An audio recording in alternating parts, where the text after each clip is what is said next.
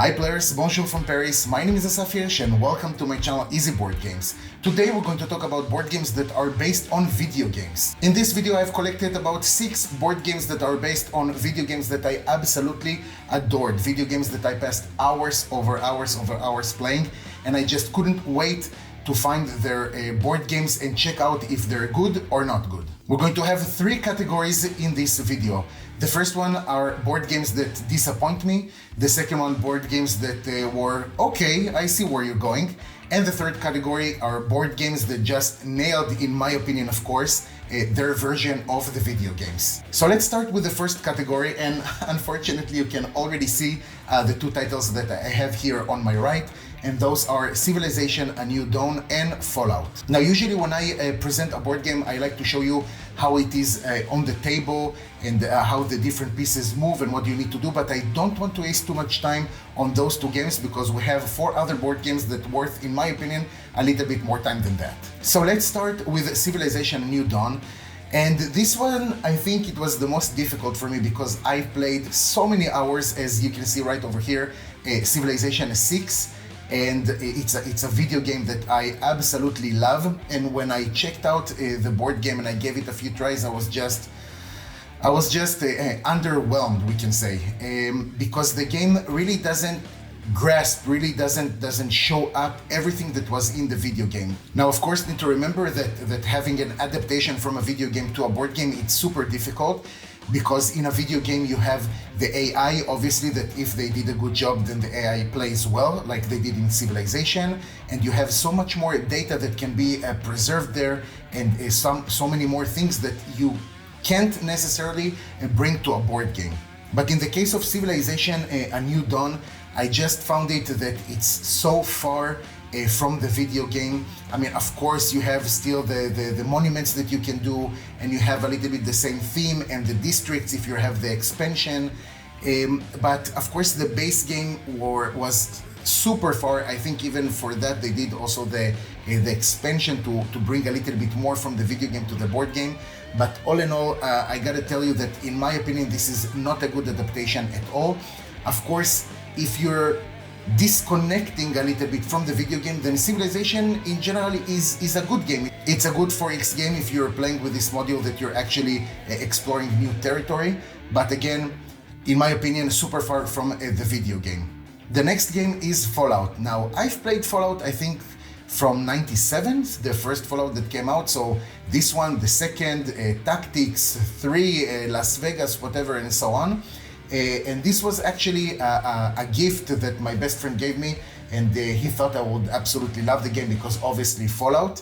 And when I first got it, I was so excited, and with the level of excitement came the level of disappointment.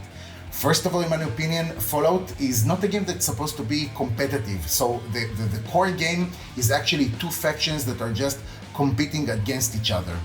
But then later on you have the first expansion that gives you like 1 cooperative mission, and then in the last one, which is Atomic Bonds, you have already a lot of missions that you can do cooperative, and you can take the old missions and make them cooperative missions, which is for me a huge leap towards making a good game, especially when we're talking about Fallout, because I can't really see the competitive that you have in it. It's more about like surviving the wasteland together. But the game came out a little bit flat.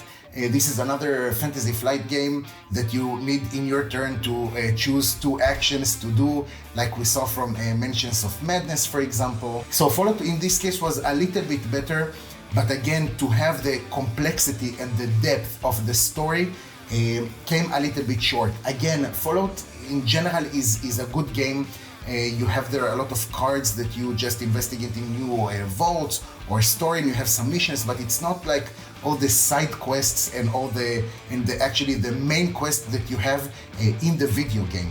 So I guess I would like to see Fallout more as a long campaign kind of game. So Awaken Realms, if you can hear me out there, check it out, because I think the story in Fallout is just amazing, with the Brotherhood and the Enclave and the Raiders and New California and whatever.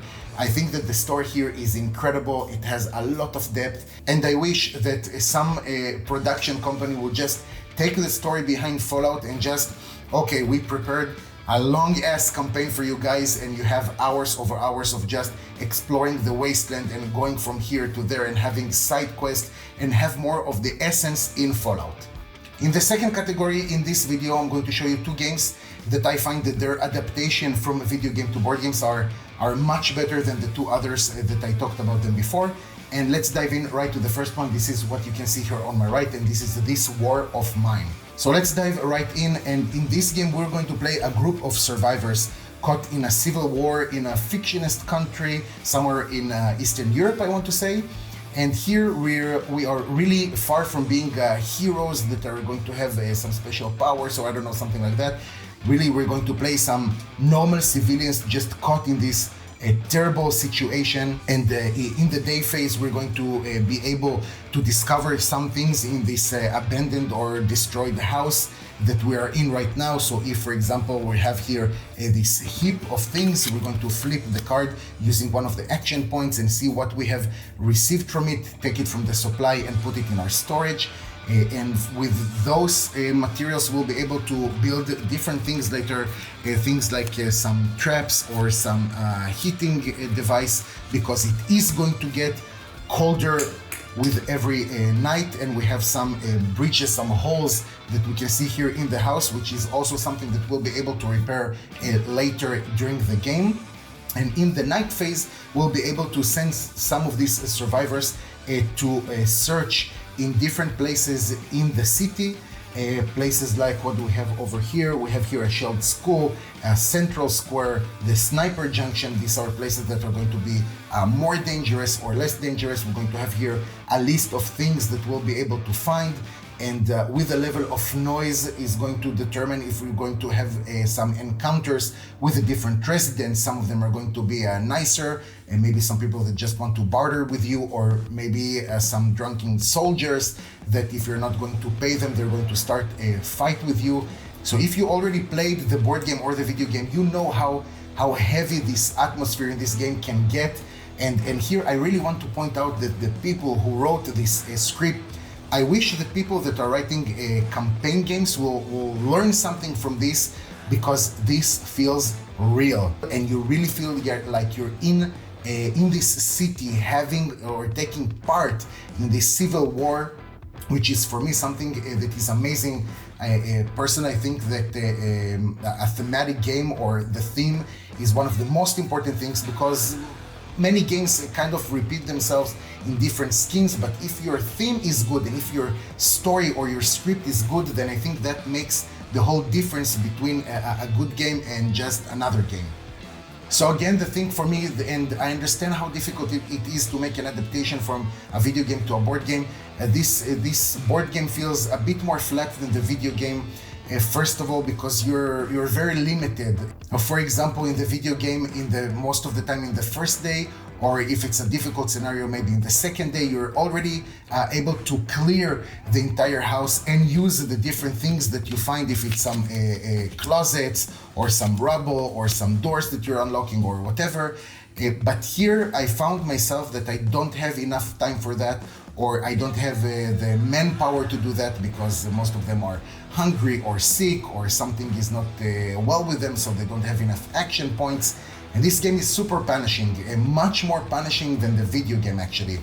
And also the locations, because in the video game you're going to have, with every new location that you're discovering, you'll be able to visit other locations that you discovered in the night that you went to visit a specific place, to other places. Here it moves much slower, and you have much less things that you'll be able to find. And also it's super, let's say, luck dependent, because you're going to roll a dice, and if I don't know, 3 times you roll the numbers between 1 and 6, and that means that you found nothing, then you're coming back empty-handed, and that's going to be so much harder for you to actually succeed in the game. Also, you're going to have in the core game not only this campaign kind of thing, you're going to have a scenario, and of course, if you want to expand your experience with the game, you're going to buy the expansions, which are great because they're going to add some more content to the city. The city is going to be a little bit bigger. One of the best purchases that I did, This War of Mine, highly recommend. The second game in this category is Darkest Dungeon. I loved the PC game a lot. I think I finished it, but only once.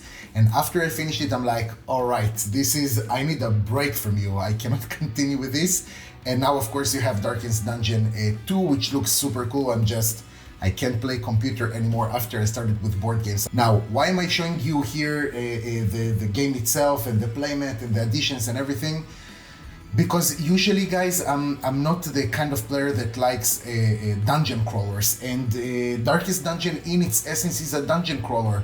I'm showing this to you because this is something that I'm not supposed to like, but I really like this board game. I love the campaign mode in it, and I love the components, but it's something that I super enjoy. And if I found myself enjoying a dungeon crawler game, then I'm like, okay, then this is something that really I got hooked on it. So beyond the deluxification, let's say, of the board game, I just really feel, let's go back to our subject, I really feel that I'm playing the video game. So again, of course, it's not exactly an adaptation because you don't have here 4 people fighting 4 people just like in front of each other. Of course, they had to add a certain element, and I think that actually this is something that added to this game, because you're going to walk in different rooms, and of course the thing with the torch is not exactly the same like in the video game. So you have here some elements from the video game, but again, it's not something that, in my opinion, like hits the target. So you're in this theme, of course, it's not quite there. One of the downsides, and it's a big downside, is the setup time. Now, I talked about it when I talked about Perseverance by Mind Clash. I felt that the setup time is not worth the game itself, but here in Darkest Dungeon, I feel that the setup time is totally worth it, especially if you're going to leave the game a little bit open on your table for a few days, and you're going to come to the table enough times to play it and finish a campaign, or at least advance a lot because you have a saving system over here. Then in my opinion, the setup time is totally worth it. So if you're a dungeon crawler kind of person and your pockets are maybe a little bit deeper, or you can at least find it second hand, Darkest Dungeon is a super cool game. Moving on to the most exciting category, and this is for me games that really hit the sweet spot with the adaptation from the video game to the board game. So the first game that I would like to present you is Starcraft, the board game. And I gotta tell you, this is a 16 years old board game. So when I first got it, I was like, is it going to be good, or you're just really in love with the IP? Because again, Starcraft is something that I played from the very first video game, and I just loved it. So I received it, and from just looking at the box, I'm like, okay, I think it's going to be great. And then I open and I see the components, and I'm like, wow, this is from 2007. This is serious. So I saw it, and then I'm like, okay, they found some sort of a mechanism here to make it feel like it's a real time. So we're going to use, let me show you the board. We're going to use this kind of tokens that we're going to put on the different planet. So one player is going to put one of these tokens, and then another one. We're going to do like this until we're going to have 4 tokens for each player. And then one by one, we're going to solve these tokens, and the action that you had on the token behind is the one that you have to do. This makes it feel a bit more like a real-time game, which is obviously what we have with Starcraft in the video game. And here we're going to have like the home planet, or more accurately, the planet that you started from. We're going to be able to take our workers and go harvest some minerals that we have on the planets, but they're going to be in form of cards next to our player mat. We're going to be able to upgrade our buildings and build some modules. We're going to have some combat between the different units. So really, it's a complex game. Okay, to understand the rules, and maybe this is one of the downsides that I have in this game, that the rule book is just, in my opinion, a mess. I'm sorry, Fantasy Flight game, but this is just, it was a mess. It's not really coherent, and you're starting here, and then you have the same subject, but towards the end, then you need to go back. For me, the rulebook sure could use a refreshing. Please, someone, I don't care which production company, please take this IP and make something new bring this game back to life with a new board game, another Kickstarter. I think it's going to be amazing. But anyway, so the rules, if you're passing beyond that, if you already understood the rules, then it's a very complex game. But because you have here so many units, and in order to capture that complexity, in order to really bring the different things from the video game to the board game, it needs to be complex, because if no, then we lost something on the way. Anyways, I'm going to stop here because I want to talk to you also with my number one choice, absolutely. So Starcraft the board game, if you can get your hands on it, I totally recommend it. The last but most definitely not the least, my favorite board game till today that is based on a video game is Company of Heroes. You guys, this game is just incredible. Let me show you the board and see what's going on over here. So in Company of Heroes, the different players are going to be teamed up, either 1 versus 1, 2 versus 2, all the way up to 4 versus 4, depends on how many expansions you have and how big is your table. But basically they're going to take the role of different armies from the Second World War. Over here we have, for example, the Wehrmacht against the United States. And they're basically just going to compete to have the victory points that you need in that specific scenario. First of all, it's drop dead gorgeous. The miniatures here and the different Terran pack here. We see a Terran pack number 1 that is basically all these buildings that you can see, and the flagpoles and the sandbags. And just the art on itself, you can really feel that you are in this part of Normandy, like in France or some other places, but it feels very good. Now, in comparison to the video game, we have here some things that I find amazing.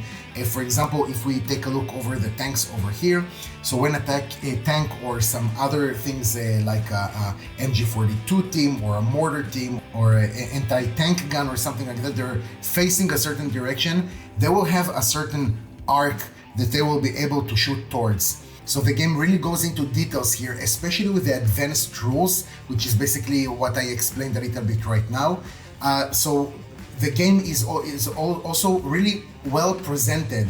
So the rules are super basic, and by the way, I uploaded a video on how to play, so feel free to check it out. But you have, first of all, the rule book of the basic rules, just to get ourselves to be a bit more comfortable with the game. And then when you're ready for it, you're going to add the advanced rules, which is basically the company's way to say, all right, this is how we see the game, this is how you should play it, but you can take your time, take it step by step, and every time just add another chapter, maybe if it's agreed upon you and your opponent, which is something that I love. So the game is not just like, here's one big rule book and just go do your thing. No, it's like, we're going to give it to you slowly. So you will be able to really, first of all, be comfortable, then you'll be able to play the game to the fullest, which is, again, something that I absolutely love. So with the advanced rules, the game feels so good. Basically, in terms of replayability, this game is just huge, and to be honest with you guys, since the moment that I got it, I can't stop playing this game. I can't stop showing it to other people. Every time the experience is just amazing, because it's such a, relatively to its size, it's such a simple thing to teach other people that they're like immediately just going into it. But it has, again, so much depth, so it's something that I absolutely love. Company of Heroes, definitely my number one game that is based on a video game. And not only that, I think that the next time that I'll rank my entire collection, I think that Company of Heroes will reach pretty high in those rankings. Guys, if you've been watching so far, thank you so much for your time. I really appreciate it. If you learned something new or if you saw something that you like, please consider subscribing to my channel and help me grow this amazing community. Like and comment on the video, and please comment on the video, because first of all, I'm dying to have some feedback, and let me know if you agree with my selection of the games. Do you think that there was something that is overrated or something that is underrated and I should have pushed it a bit higher? And also, I would love to know what is your favorite board game that is based on a video game, because simply I would love to try it. Thank you very much, and see you next time.